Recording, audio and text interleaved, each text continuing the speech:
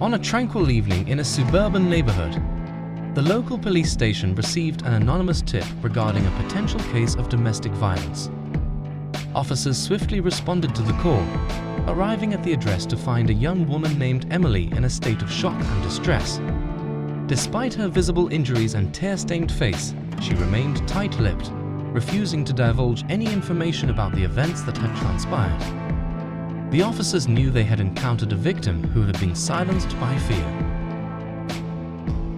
As the investigation unfolded, the police delved into the background of Emily's husband, Jason. Surprisingly, there were no records of prior criminal activity linked to him. Neighbors described him as an affable and unassuming individual, further shrouding his violent tendencies in an enigmatic veil. Recognizing the need for a comprehensive understanding of the dynamics of domestic violence, the police consulted experts in the field. They familiarized themselves with the insidious signs of oppression that victims often endure. During their search, the officers discovered documents hidden away in the recesses of the couple's home, which painted a disturbing picture of psychological abuse, relentless threats, and a suffocating control wielded by Jason.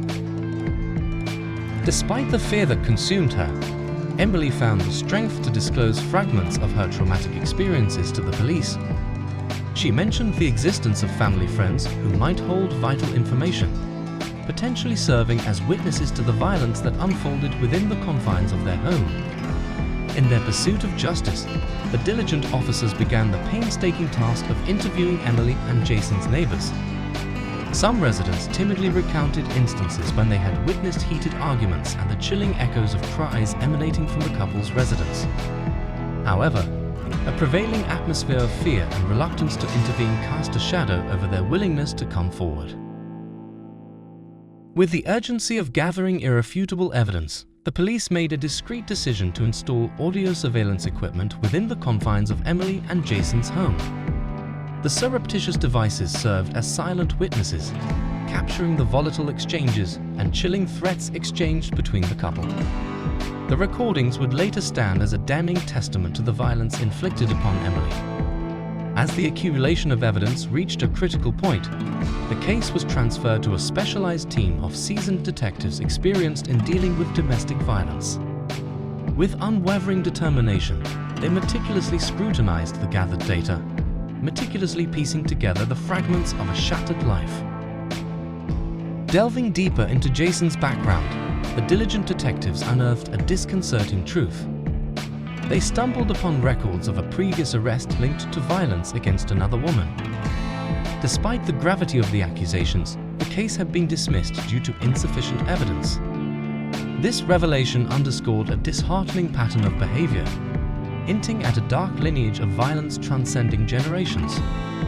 To gain a comprehensive understanding of the couple's history, the detectives conducted thorough interviews with Emily and Jason's relatives and close friends. During these intense sessions, the pieces of a tragic puzzle began to align. Startling revelations emerged, indicating that Jason's parents had also been entangled in a web of domestic violence, suggesting a harrowing cycle perpetuated within their family. Concerned for Emily's safety and recognizing the imminent danger she faced, the detectives urgently sought legal recourse. They petitioned the court for an immediate arrest warrant for Jason and a temporary restraining order to ensure Emily's protection. The swift implementation of these measures was imperative to safeguarding her life. As the legal proceedings commenced, Jason vehemently denied all allegations, vehemently asserting that Emily's claims were fabrications. However, the weight of the evidence presented, including photographs capturing the physical toll of the abuse inflicted upon Emily and the chilling audio recordings, painted an unequivocal portrait of a merciless tormentor. Recognizing the need for comprehensive support, organizations specializing in aiding victims of domestic violence rallied behind Emily. They enveloped her in a network of compassion, offering psychological counseling to address the emotional scars, ensuring access to secure housing, and providing legal aid to guide her through the intricate web of the judicial system. In the courtroom, witnesses summoned by the prosecution bravely stepped forward to provide their testimonies. Neighbors who had previously hesitated to intervene friends who had witnessed the horror unfold, and experts on domestic violence corroborated Emily's accounts, leaving no room for doubt about the harrowing reality she had endured. After a painstaking trial, the court delivered its verdict. Jason was found guilty of domestic violence and psychological abuse, bearing the weight of his malicious actions. The gavel fell, pronouncing a sentence that condemned him to a term of imprisonment. Furthermore, recognizing the imminent threat he posed, the court stripped him of his parental rights and imposed strict limitations on his proximity to Emily and their children. The cessation of violence provided Emily with a newfound glimmer of hope.